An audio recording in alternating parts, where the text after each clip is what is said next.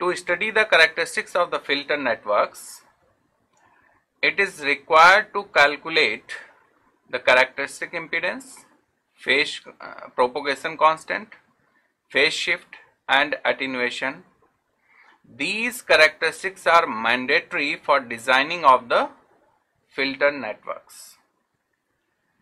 तो आपके कोर्स में जो हम फिल्टर नेटवर्क्स डिस्कस करने जा रहे हैं, आपके लेवल पे सिर्फ दो टाइप के नेटवर्क्स हम पढ़ेंगे, टी टाइप नेटवर्क और पाई टाइप नेटवर्क। ये सिमेट्रिकल नेटवर्क्स होंगे, ठीक है। तो इन नेटवर्क्स के लिए हम कैरेक्टरिस्टिक्स जो है डिराइव करेंगे, देखेंगे कि वो कैरेक्टरिस्टिक्स के क्या क्या फॉर्मूले आ रहे हैं, उनका क्या सिग्निफिकेंस है, और वही कैरेक्टरिस्टिक्स आप जब फिल्टर्स डिजाइन करेंगे, चाहे वो कांस्टेंट के फिल्टर हो, एम डिराइव्ड फिल्टर हो या फिर कुछ अदर फिल्टर्स हैं, उनको जब हम डिजाइन करेंगे तो इन्हीं कैरेक्टरिस्टिक्स के बेस पे उनकी डिजाइनिंग डिपेंड करती है, ठीक है। तो कैरेक्टरिस्टिक्स को अगर आपने अच्छे से समझ लिया, आगे कोई दिक्कत होने वाली नहीं है। तो आइए सबसे पहले स्टार्ट करते हैं, व्हाट आर द कैरेक्टरिस्टिक्स। तो जैसा कि मैंने बताया कि characteristics of the filters are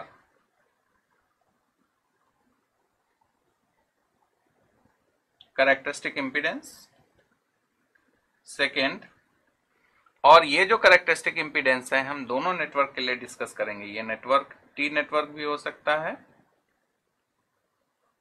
और पाई नेटवर्क भी हो सकता है, ठीक है। तो दोनों के लिए हम डिस्कस करेंगे। इसके बाद आएगा propagation constant. Actually propagation constant के ही दो पार्ट होते हैं, बट उसको हम सेपरेट लिख रहे हैं प्रोपोगेशन कांस्टेंट के ही पार्ट, वो हम देखेंगे जब प्रोपोगेशन कांस्टेंट डिस्कस करेंगे। Attenuation and phase shift. Z not से हम कैरेक्टरिस्टिक इंपीडेंस को रिप्रेजेंट करते हैं, प्रोपोगेशन कांस्टेंट को gamma, attenuation alpha and phase shift beta, ठीक है। तो जो अटेन्युएशन होता है ये क्या डिफाइन करता है? अटेन्युएशन मींस अल्फा, ये डिफाइन करता है कि what is the magnitude of current और voltage in that particular network. और फेज शिफ्ट क्या दिखाता है कि what is the phase difference between the input and output voltages और करंट्स, ठीक है। तो ये बहुत ही इंपॉर्टेंट पैरामीटर्स हैं जिन पे फिल्टर डिजाइनिंग बेस्ड है, ठीक है। तो बहुत ही ध्यान से समझना है, और यही पैरामीटर्स आगे जाकर के आपकी जो अपकमिंग सब्जेक्ट्स है जैसे इलेक्ट्रोमैग्नेटिक फील्ड थ्योरी, वहां पर ट्रांसमिशन लाइन, ठीक है। तो ट्रांसमिशन लाइन में ये चारों पैरामीटर्स फिर आपको मिलेंगे, ठीक है। फिर एनालॉग सर्किट्स में वहां पर जब ऑप एम्प के साथ फिल्टर्स डिस्कस करेंगे जो कि एक्टिव फिल्टर्स होते हैं, वहां पर ये सारे पैरामीटर्स मिलेंगे। डिजिटल सिग्नल प्रोसेसिंग में जब IR FIR फिल्टर्स आएंगे तो वहां पर भी इनका यूज है, सिग्निफिकेंस है। तो इसलिए आप इनको यहां से बेस अपना एक अच्छा क्रिएट कर लीजिए, ठीक है। तो सबसे पहले हम डिस्कस करने जा रहे हैं कैरेक्टरिस्टिक इंपीडेंस। अब दो टाइप के नेटवर्क होंगे, एक टी नेटवर्क होगा और एक पाई नेटवर्क होगा। आपको पता होगा कि जब हमने टू पोर्ट नेटवर्क डिस्कस किया था तो वहां पर बहुत सारे तरीके के इंपीडेंसेस हमने डिस्कस किए थे। उसमें एक था इमेज इंपीडेंस, और उस इमेज इंपीडेंस में कैरेक्टरिस्टिक इंपीडेंस का यूज हुआ था। वहां पर आपको याद होगा, आप रिकॉल कीजिए उस लर्निंग आउटकम या लर्निंग मॉड्यूल को जहां पर हमने propagation constant in image impedance solve किया था। उसमें अटेन्युएशन भी आया था, फेज शिफ्ट भी आया था। सेम प्रोसेस हमें यहां पर करना है, ठीक है, बट कुछ डिफरेंट वे में, क्योंकि हमें यहाँ टी नेटवर्क और पाई नेटवर्क लेना है, राइट। तो सबसे पहले हम डिस्कस करने जा रहे हैं कैरेक्टरिस्टिक इंपीडेंस, और हम ये डिस्कस करेंगे पहले टी नेटवर्क के लिए फिर पाई नेटवर्क के लिए।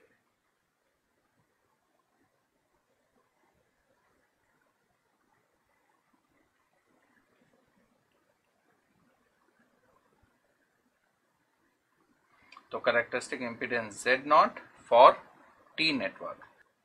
सो टी नेटवर्क जैसा कि आप जानते हैं टी शेप, तो यहाँ पर जो इम्पीडेंसेस होंगे वो टी फैशन में कनेक्टेड हैं। तो ये आप देखिए जो बॉक्स हैं ये उस ब्रांच के उस आर्म में इम्पीडेंस को रिप्रेजेंट कर रहे हैं। और कैरेक्टरिस्टिक इम्पीडेंस होता क्या है?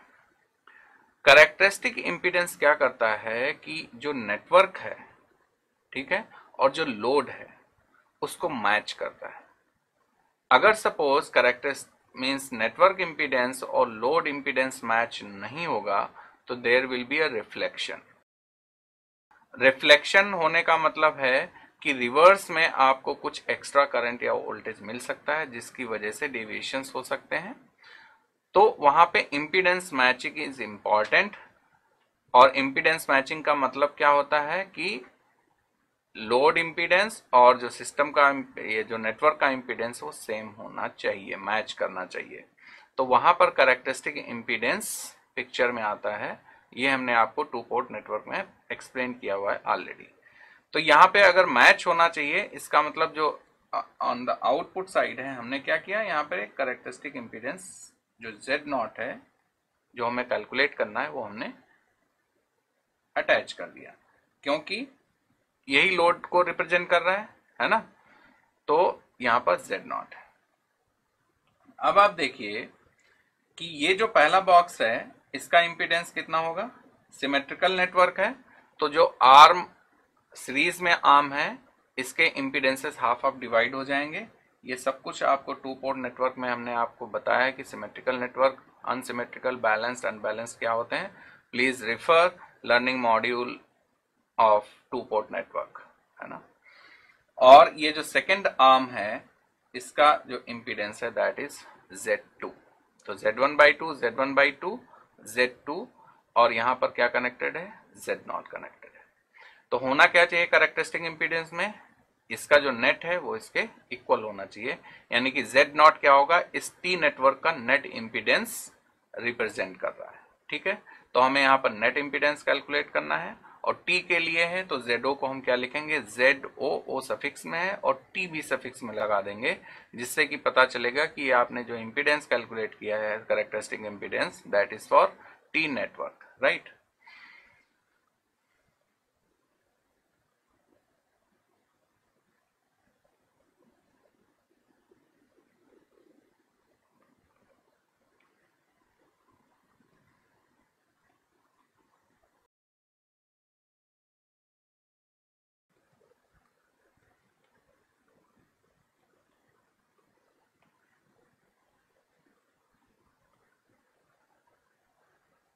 So this is input impedance और इनपुट इम्पीडेंस Z0 के इक्वल होगा, क्योंकि जो इसका इम्पीडेंस होगा वही मैच होना चाहिए, ठीक है। तो यहाँ पे आपको इसका इनपुट इम्पीडेंस अगर कैलकुलेट करना है तो कितना होगा, हम अभी देखेंगे कि इनपुट इम्पीडेंस Z0 के इक्वल है, नेक्स्ट पैरा में लिखेंगे, बट Zin कितना होगा। तो आप इस टी नेटवर्क का इक्विवेलेंट इम्पीडेंस कैलकुलेट कीजिए। कैसे कैलकुलेट करेंगे? इम्पीडेंस कैलकुलेट करने के लिए क्या करना पड़ता है? जैसे यहाँ पर Z0 लगा है, टू पोर्ट नेटवर्क आप याद कीजिए, वहां पर हमने इम्पीडेंसेस कैलकुलेट किए हुए हैं। तो टी नेटवर्क, पाई नेटवर्क, वहां पर दोनों हाफ सेक्शन, एल सेक्शन, ये सब कुछ कैलकुलेट किया है।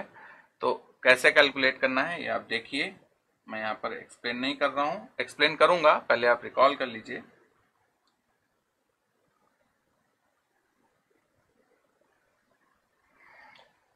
हमने यहां पर क्या लिखा? Z1/2 plus Z2 parallel Z1/2 Z0। यहाँ पे लोड इम्पीडेंस क्या कनेक्टेड है? देखिए किसी भी नेटवर्क का input impedance connect find out करने के लिए आप टू पोर्ट नेटवर्क में इनपुट इम्पीडेंस आउटपुट इम्पीडेंस वाला लर्निंग आउटकम रिवाइज कीजिए। इनपुट इम्पीडेंस कैलकुलेट करना है अगर आपको पोर्ट 1 से, तो पोर्ट 2 में लोड कनेक्ट करना है। यहाँ पोर्ट 2 में लोड कितना कनेक्टेड है? Characteristic impedance. अगर आपको आउटपुट पोर्ट से जो है आउटपुट इम्पीडेंस कैलकुलेट करना है तो आपको इनपुट साइड में लोड कनेक्ट करना पड़ेगा। तो यहाँ पर आउटपुट साइड में लोड कनेक्टेड है that is equal to the characteristic impedance, क्योंकि मैच होना चाहिए इसलिए हमने ऐसा लिख दिया। And what is Z0? This Zin equals to Z0, तो हमने यहाँ पर Z0 लिख दिया। अब आप इसको कैलकुलेट कर लीजिए, इसको सिंप्लीफाई तो आप कर ही सकते हैं, मैं भी सिंप्लीफाई कर रहा हूं।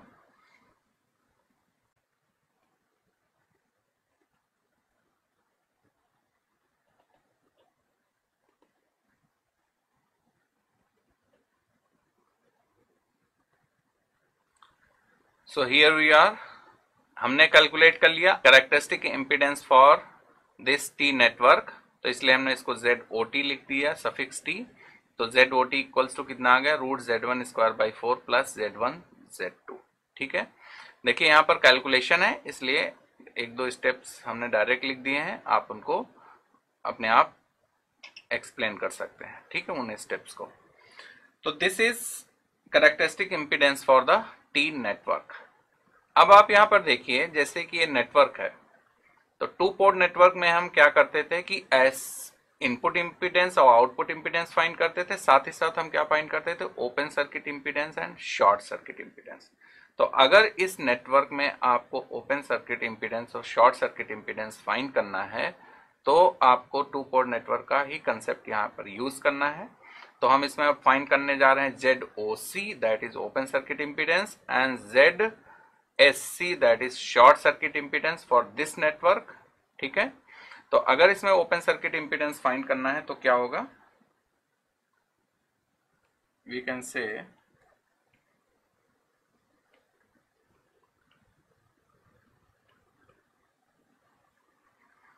तो आप इस डायग्राम में देखिए कि अगर ओपन सर्किट इम्पीडेंस फाइंड करना है तो ये आउटपुट साइड Z0 जो है इसको आपको ओपन कर देना है। जब ओपन कर देंगे तो करंट किस में फ्लो करेगी, जो फर्स्ट Z1/2 आर्म है और Z2 है। ठीक है, तो वो दोनों क्या आ जाएंगे, सीरीज में आ जाएंगे, है ना। और शॉर्ट सर्किट फाइंड करना है तो Z0 को आपको शॉर्ट कर देना है, तो Z1/2 plus Z1/2 in parallel with Z2, तो दोनों आपको इम्पीडेंस यहाँ पर मिल जाएंगे।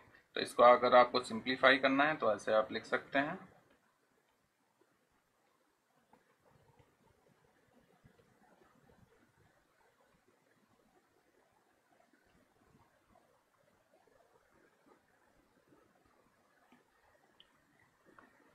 तो जो ओपन सर्किट इम्पीडेंस फाइंड किया है, आउटपुट ओपन कर दीजिए तब मिलेगा, और इसमें क्या करना है आपको, आउटपुट शॉर्ट करना है, मींस Z0 को ओपन करना है और Z0 को शॉर्ट करना है। अब आप देखो कि इक्वेशन 1 और 2, 3 में रिलेशन क्या है। ठीक है, तो अगर ZOC और ZSC को आप मल्टीप्लाई करते हैं तो क्या मिलेगा, फ्रॉम इक्वेशन 2 and 3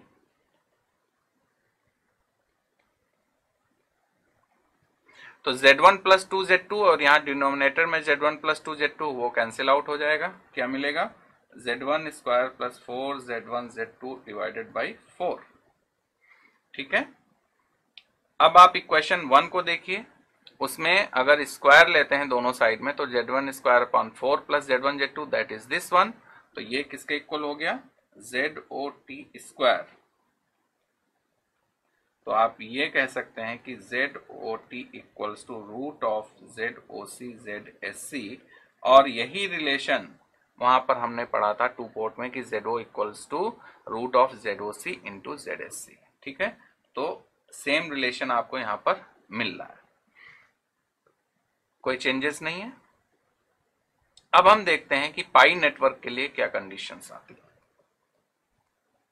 अभी आप सिर्फ हमारे साथ चलते जाइए, मन में बहुत सारे क्वेश्चंस आ रहे होंगे कि ऐसा क्यों किया, ये क्यों सॉल्व कर रहे हैं, इसका यूज हम कैसे करेंगे, ये सब आने वाले अभी जैसे जैसे हम आगे बढ़ते चले जाएंगे, आपके जितने भी माइंड में क्वेरीज आ रही हैं वो ऑटोमेटिकली क्लियर होती चली जाएंगी। इसलिए अभी सिर्फ और सिर्फ क्या देखना है कि कैरेक्टरिस्टिक्स क्या हैं और उनको हम कैसे सॉल्व करेंगे।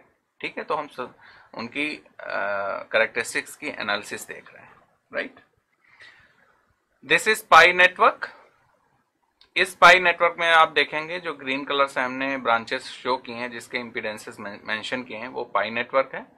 And here this is at output side connected है Z0। ये लोड क्या है, Z0 कैरेक्टरिस्टिक इंपीडेंस है जिसको हमने लोड को मैच करने के लिए कनेक्ट किया है। ठीक है, तो ये लोड किसके इक्वल होगा, इनपुट इम्पीडेंस के इक्वल होगा, और ये हमें इनपुट इम्पीडेंस यहाँ पर कैलकुलेट करना है। तो Zin कितना हो जाएगा यहाँ पे। अब आप Zin को अगर आपको सॉल्व करना है तो कैसे सॉल्व करेंगे, लास्ट से चलिए। ZO टू Z2 के पैरेलल है, जब इनका नेट आप सॉल्व कर लेंगे वो Z1 के सीरीज में आ जाएगा और फिर उनका नेट 2Z2 के पैरेलल में आ जाएगा। तो हम रिवर्स चलते हैं, क्योंकि जहां आपको लैडर नेटवर्क दिखे, लैडर टाइप का नेटवर्क दिखे, वहां आप पीछे से चलिए, ठीक है। अगर आपका point of consideration input side में तो आप आउटपुट साइड से स्टार्ट कीजिए, पॉइंट ऑफ कंसिडरेशन अगर आउटपुट साइड से तो इनपुट साइड से स्टार्ट कीजिए। तो Zin क्या हो जाएगा, ZO पैरेलल 2Z2, देन एक इसके सीरीज में आ जाएगा, Z1 के सीरीज में आ जाएगा, और इनका नेट जो है वो किसके पैरेलल में होगा, 2Z2 के पैरेलल में होगा। समझ में आया। अब इसको सिंप्लीफाई करते हैं, और Zin किसके इक्वल होगा, ZO के इक्वल होगा। तो सबसे पहले इसको सिंप्लीफाई कर लेते हैं।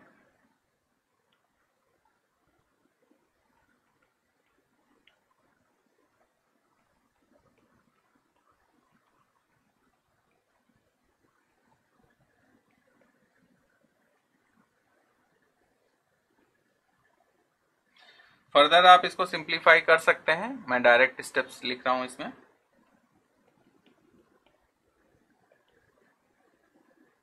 So this is characteristic impedance Z0 square equals to this one, and this Z0 is ZO pi for pi network। तो हम इसको लिख सकते हैं ZO pi equals to, अब आप देखिए कि हम इसको कैसे लिखेंगे, ZO pi स्क्वायर पहले लिख लीजिए, 4Z1 स्क्वायर Z2 स्क्वायर। अब हमने Z1 को Z1 स्क्वायर कर दिया तो न्यूमरेटर में Z1 स्क्वायर हो गया, तो डिनोमिनेटर में भी हम Z1 से मल्टीप्लाई करेंगे, तो ये आ जाएगा Z1 square plus 4Z1 Z2।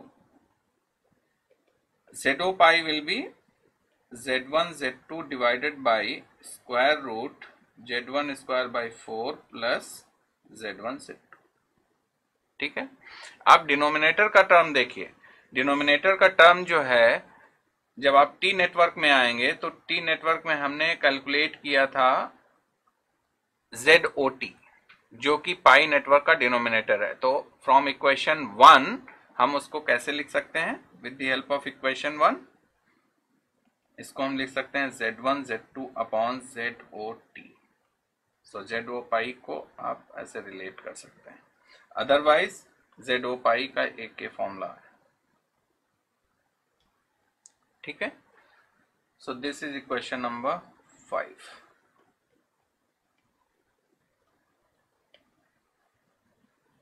Again in pi network आप क्या कर सकते हैं कि ओपन सर्किट इंपीडेंस और शॉर्ट सर्किट इंपीडेंस कैलकुलेट करिए, ठीक है।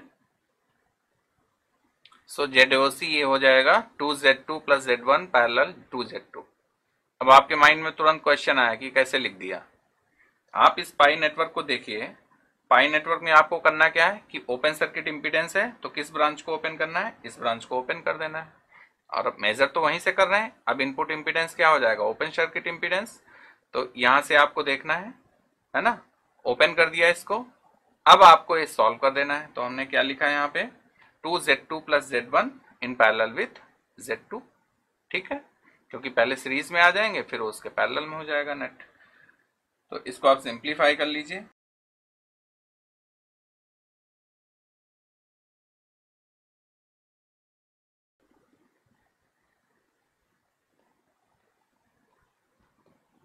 And for short circuit impedance आपको क्या करना है, इस सर्किट में इसको शॉर्ट कर देना है। तो शॉर्ट कर देंगे 2Z2 शॉर्ट हो जाएगा, तो आपको शॉर्ट सर्किट इंपीडेंस मिल जाएगा, ठीक है। तो ओरिजिनली यहाँ पर जो था हम वो प्लेस कर दे रहे हैं, आपको सिर्फ एक्सप्लेन करने के लिए हमने ये बताया। तो शॉर्ट सर्किट इंपीडेंस यहाँ से कितना आ जाएगा। So again from equation 6 and 7 multiply कीजिए आप इन दोनों इक्वेशन को।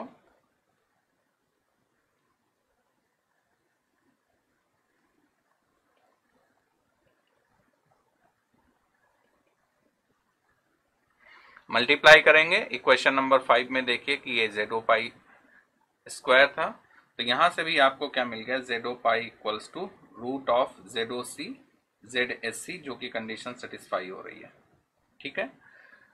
या फिर आप इसको क्या लिख सकते हैं, ZO पाई ZOC इंटू ZSC है, ठीक है। और आप यहाँ पर देखिए कि इक्वेशन 5 में हमने लिखा है कि ZO pi equals to Z1 Z2 upon ZOT, तो आप लिख सकते हैं Z1 Z2 equals to ZO pi into ZOT, यानी कि पाई नेटवर्क और टी नेटवर्क के अगर आप कैरेक्टरिस्टिक इम्पीडेंस को मल्टीप्लाई करते हैं तो आपको आर्म इम्पीडेंस जो है उनका मल्टीप्लिकेशन मिल जाएगा। आर्म इम्पीडेंस क्या है, Z1, उसको हमने सिमेट्रिकल में दो पार्ट में कन्वर्ट किया हुआ है टी नेटवर्क में, पाई नेटवर्क में सिंपली Z1 ही रहता है, और जो दो शंट ब्रांच है उसमें 2Z2 हो जाता है, पैरेलल में हमेशा डबल हो जाता है और सीरीज में हाफ हाफ हो जाता है, ये तो आपको पता है, ठीक है। तो यहाँ पर हमने जो कैलकुलेट किया वो हमने कैलकुलेट किया characteristic impedance for T network and pi network, और हमने देखा कि ये जो टू पोर्ट नेटवर्क में input impedance output impedance short circuit और ओपन सर्किट इम्पीडेंस में जो रिलेशन होता था वो सेटिस्फाई हो रहा है कि नहीं हो रहा है, वो यहाँ पर सेटिस्फाई हो रहा है, ठीक है। अब हमारा नेक्स्ट कैरेक्टरिस्टिक है जो कि सेकंड कैरेक्टरिस्टिक है, वो है propagation constant. Recall two port network again, what was the definition for propagation constant, that is gamma. Natural log actually मैंने आपको बताया था, natural log that is base E log, है ना, आप LOG बेस ई लिखेंगे या फिर LN I1 upon I2, input side current और आउटपुट साइड करंट, ये डेफिनेशन थी प्रोपोगेशन कांस्टेंट की। तो हम यहाँ पर जब दोनों नेटवर्क डिस्कस करने जा रहे हैं, फर्स्ट नेटवर्क हमारा क्या होगा, टी नेटवर्क, तो टी नेटवर्क के लिए ये रिलेशन, ये रेशियो हम फाइंड आउट करेंगे, ठीक है, और उसको देखेंगे कि इमेजिनरी भी आ रहे हैं पार्ट, अगर इमेजिनरी पार्ट आ रहा है तो real and imaginary part separate out करेंगे। फिर इसमें आपको पता है कि जो प्रोपोगेशन कांस्टेंट होता है इसके दो पार्ट होते हैं, फेज शिफ्ट और एटेन्यूएशन, तो यहाँ पर मिलता है और उसकी वैल्यू क्या होती है अगर मिलता है तो, ठीक है। तो ये हमारा अगला टारगेट है सॉल्व करने का।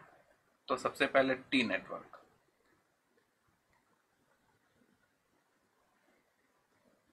देखिए अभी यहाँ पर ऐसा लॉजिकल कुछ भी नहीं है कि क्यों कर रहे हैं कैसे कर रहे हैं, ये जिस लिए हम कर रहे हैं वो जब हम डिजाइनिंग ऑफ फिल्टर स्टार्ट करेंगे वहां पर ये सारे यूज होंगे। तो ये जो मेथड है ये आपको ध्यान में रखना है।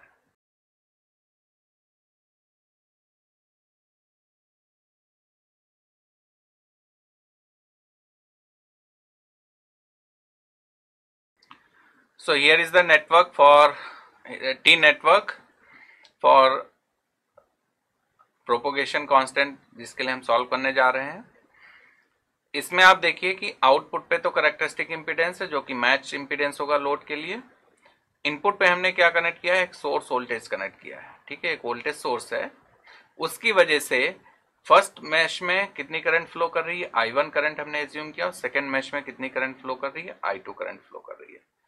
तो I1 I2 करंट फ्लो कर रही है और प्रोपोगेशन कांस्टेंट क्या होता है, gamma, that is logarithm of I1 divided by I2, ठीक है।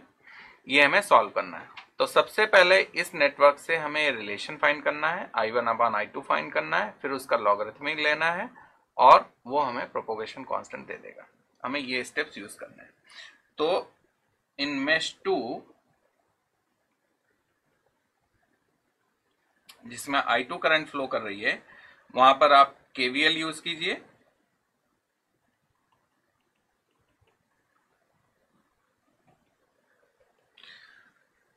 KVL I2 माइनस I1, क्योंकि Z2 में कितनी करंट फ्लो करेगी, हम सेकेंड लूप ले रहे हैं, this is second loop, this is first loop. तो सेकेंड लूप में जब हमने KVL यूज किया तो Z2 में करंट फ्लो करेगी I2, क्योंकि हम रेफरेंस नोड क्या है, रेफरेंस लूप क्या है, I2, तो I2 minus I1 into Z2 plus ये दोनों सीरीज में है, ठीक है, इसमें I2 करंट फ्लो कर रही तो Z0 plus Z1 by 2 into I2 equals to 0, क्योंकि इसमें कोई एक्सटर्नल वोल्टेज सोर्स नहीं है। अब हमने इसको इस साइड में ले लिया और अल्टीमेट एम क्या है हमारा, to find ratio I1 by I2। तो यहाँ पर I1 बाई I2 रेशियो क्या आ जाएगा, Z1, ठीक है। एंड व्हाट इज डेफिनेशन, अगर हम इस डेफिनेशन में ऊपर जाते हैं यहां पे, तो ये डेफिनेशन क्या कहती है कि natural log of I1 upon I2 equals to gamma, तो यहां से हम लिख सकते हैं I1 upon I2 equals to e raise to power gamma, ये भी लिख सकते हैं। तो हम ये कह सकते हैं कि this is equal to e raise to power gamma by definition. कोई दिक्कत इसमें? कोई दिक्कत नहीं है, ठीक है। तो यहां से आप देखेंगे कि Z नॉट अगर आपको सॉल्व करना है तो Z नॉट क्या आ जाएगा, and what is Z not here, Z not is characteristic impedance, this is T network, तो वी नो दैट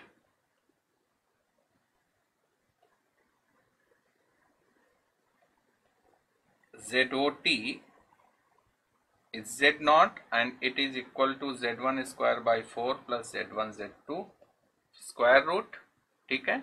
तो इसको हम सब्सटीट्यूट करेंगे ZO के प्लेस पे, क्योंकि हमें इक्वेशन किस में लानी है, Z1 Z2 और गामा में, ठीक है। तो इसको आप इसमें सब्सटीट्यूट कीजिए,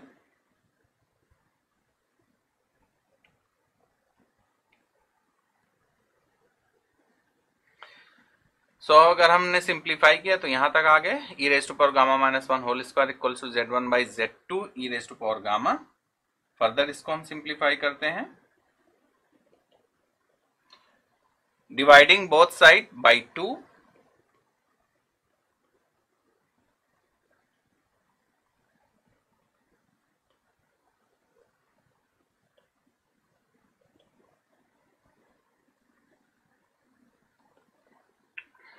तो यहां पर हम आ गए इस रिलेशन तक। अब आपको पता है कि e raise to power theta plus e raise to power minus theta divided by 2 is hyperbolic cos theta. अगर यहां पर माइनस होता तो क्या हो जाता, हाइपरबोलिक साइन थीटा, ठीक है। तो we know that this is cos hyperbolic gamma, ठीक है, this equals to, right, then what will be sine hyperbolic gamma, आप ऐसे लिख सकते हैं,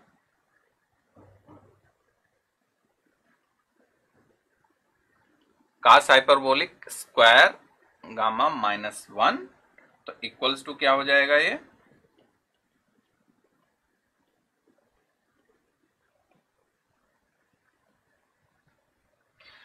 फर्दर आप इसको सॉल्व करेंगे तो यहां पर आ जाएंगे। अब आप देखिए कि जो रूट के अनसाइड रूट वाला पार्ट है, ये पोर्शन, ये क्या है, ZOT, तो ये हो जाएगा ZOT upon Z2 that is sine hyperbolic gamma. तो एक यहां से साइन हाइपरबोलिक गामा हमने कैलकुलेट कर लिया और यहां पर हमने ये कैलकुलेट कर लिया कॉस हाइपरबोलिक गामा, ठीक है। तो ये दो पार्ट हमने कैलकुलेट कर लिए। अब अगर इन दोनों को हम डिवाइड करते हैं तो क्या मिल जाएगा, sine upon cos hyperbolic gamma that will be tan hyperbolic gamma. तो इसको हम कुछ इक्वेशन नंबर प्रोवाइड कर देते हैं,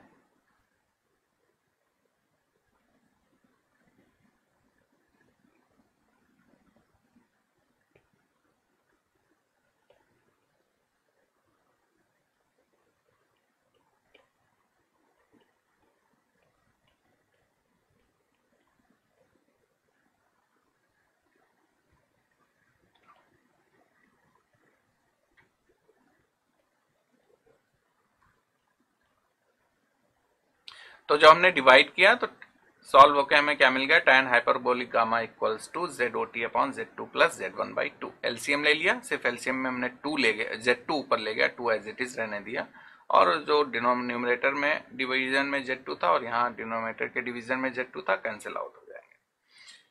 अब आपको याद होगा कि हमने अभी थोड़ी देर पहले डिस्कस किया था टी नेटवर्क में कि ओपन सर्किट इंपीडेंस कितना सॉल्व हो गया था, that was Z2 plus Z1 by 2, ठीक है, in T network.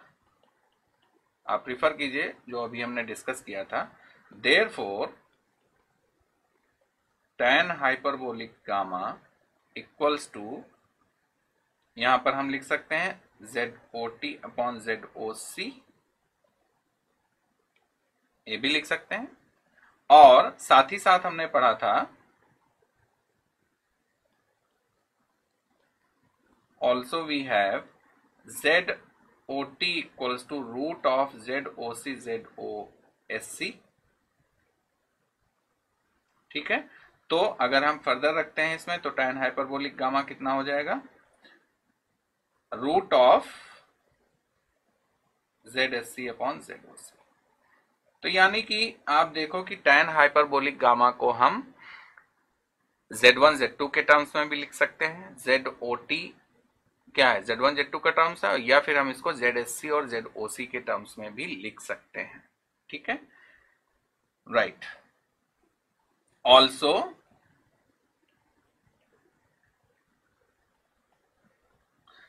Sign hyperbolic gamma by 2 क्या होगा, हाफ cos हाइपरबोलिक गामा -1, क्योंकि आपको फॉर्मूला तो पता है, जैसे क्या होता है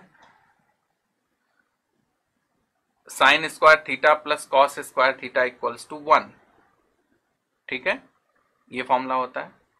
बट हाइपरबोलिक में आएंगे, अब मैं यहां मेंशन कर देता हूं, आपको पता है कि sine square theta plus cos square theta equals to 1, तो हाइपरबोलिक के केस में क्या होता है, cos hyperbolic theta minus sine hyperbolic theta square equals to.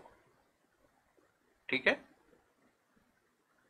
इसीलिए अभी आपने देखा होगा कि हमने यहां पर मेंशन किया था कि ये जो साइन हाइपरबोलिक गामा इक्वेशन ए के just below cos hyperbolic gamma square -1 का रूट है ना, तो यहीं से तो आएगा। ठीक है, वैसे ही आपको ये पता है कि यहां पर ये हमने क्या लिखा है, साइन हाइपरबोलिक, अगर ये साइन स्क्वायर थीटा ले लेते हैं तो आपको वहां पर एक फॉर्मूला आप देखते हैं क्या आता है कि cos 2 थीटा या cos थीटा इक्वल्स टू क्या आता है, 1 - 2 साइन स्क्वायर थीटा बाई 2। ठीक, ये फॉर्मूला आता है, तो वहां से हमने ये डिराइव किया है। ठीक है, आप इसका स्क्वायर लीजिए और मल्टीप्लाई कीजिए, देखिए आपको मिल जाएगा। तो हाइपरबोलिक में प्लस माइनस साइन का फर्क आ जाता है। तो यहां से अगर हमें sine hyperbolic by gamma by 2 solve करना है तो क्या आ जाएगा, हाफ, और इसको आप सॉल्व करेंगे, ये आ जाएगा Z1 अपॉन 4 Z2।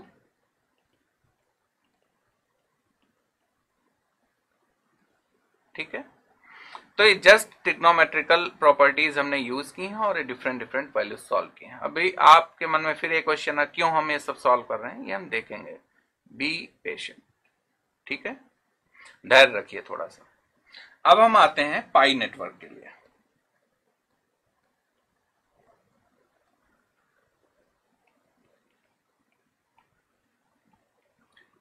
तो देखिए, हर एक के लिए हमको कैलकुलेशन करने की जरूरत नहीं है। ठीक है, पाई नेटवर्क के लिए अगर आपको सॉल्व करना है तो आप सॉल्व करेंगे और सेम वैल्यू मिलेगी, तो हम लिख सकते हैं यहां पे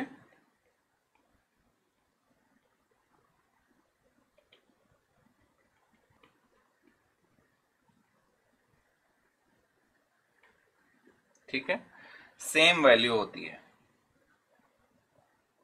तो यहां जब सेम होगी तो आप कह सकते हैं कि कॉस हाइपरबोलिक गामा और या फिर sine hyperbolic, tan hyperbolic gamma, जो भी आप सॉल्व करना चाहें वो बिल्कुल एग्जैक्टली सेम आएगा। ठीक है, जब कॉस सेम आया तो साइन हाइपरबोलिक गामा सेम आएगा, sign hyperbolic gamma by 2 same आएगा, टैन हाइपरबोलिक गामा सेम आएगा। So this is what, propagation constant.